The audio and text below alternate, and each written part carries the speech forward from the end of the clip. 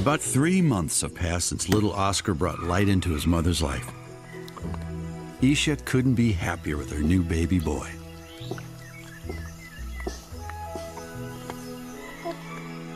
Oscar's world revolves around Mom.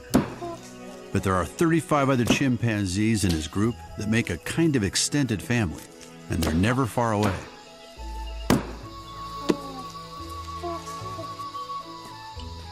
Perhaps one day Oscar will become an old-timer like Grandpa, who will turn 50 this year.